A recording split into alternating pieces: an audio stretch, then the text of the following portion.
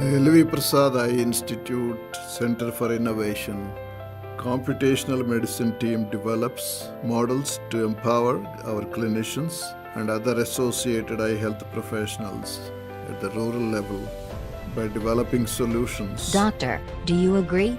to identify and classify the anomalies of the eye. It's essentially one layer at a time.